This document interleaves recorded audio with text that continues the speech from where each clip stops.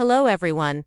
Today I want to talk about something that affects millions of people worldwide, yet remains deeply misunderstood: irritable bowel syndrome, or IBS. If you've been told you have IBS, or if you're experiencing unexplained digestive symptoms, this video is for you, because I want to clear up some major misconceptions about what IBS really is and what it definitely isn't. Let me start with what IBS actually is.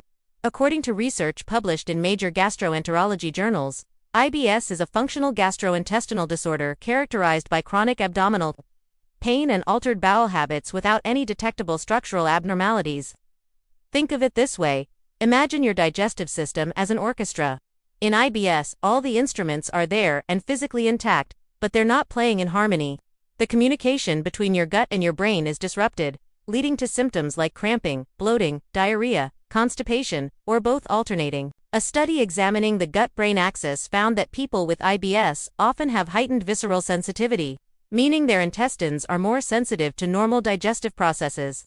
What might feel like a gentle rumble to someone else can feel like intense cramping to someone with IBS. This isn't about having a weak stomach or low pain tolerance. It's about altered sensory processing in the gut-brain connection. Now, let me be very clear about what IBS is not. IBS is not a psychological disorder, and it's not all in your head. Yes, stress and anxiety can trigger or worsen symptoms because of that gut-brain connection I mentioned. But IBS has real, measurable physiological changes. Research has demonstrated altered gut motility, changes in the gut microbiome, and differences in serotonin signaling in people with IBS. Dismissing it as purely psychological is not only incorrect but deeply harmful to those suffering from it. IBS is also not a diet problem that can be fixed by simply eating clean or cutting out gluten. While certain foods can trigger symptoms, and dietary modifications like the low FODMAP diet have shown effectiveness in research studies, IBS is far more complex than just food sensitivities.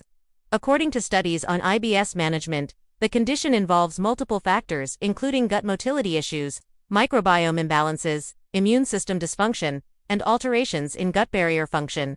Food is one piece of the puzzle, not the entire picture. Here's another critical point: IBS is not a diagnosis of exclusion that you get when doctors give up.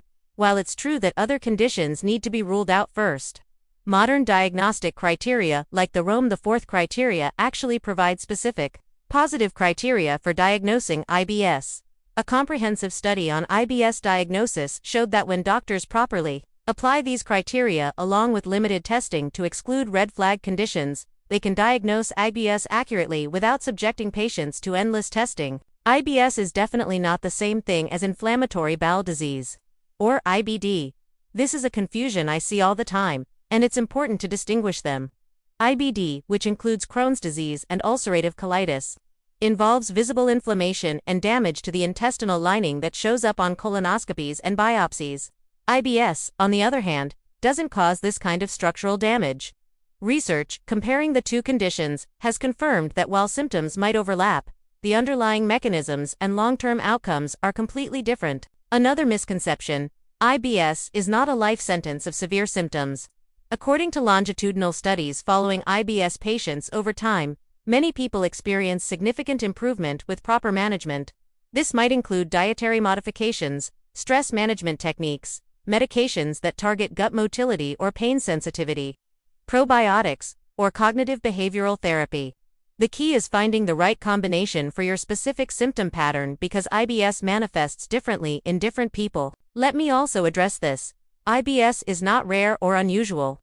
Research indicates that IBS affects between 10 to 15% of the global population, making it one of the most common gastrointestinal disorders. You're not alone in this, and it's not something you did wrong.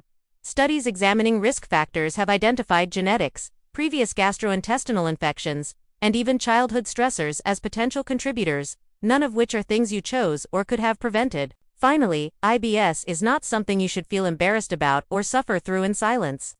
The stigma around digestive disorders often prevents people from seeking help. But research on IBS quality of life shows that untreated symptoms can significantly impact mental health, work productivity, and social relationships. Speaking with a gastroenterologist who understands functional GI disorders can open doors to effective management strategies you might not have known existed. Understanding what IBS truly is: a real, physiological disorder with multiple contributing factors, helps us approach it with the seriousness and comprehensive treatment it deserves. And understanding what it's not helps us avoid the dead ends of oversimplified solutions or dismissive attitudes. If you're dealing with IBS, know that it's complex, it's real, and there are evidence-based approaches that can help you manage it effectively. You deserve proper care and support, not judgment or oversimplification.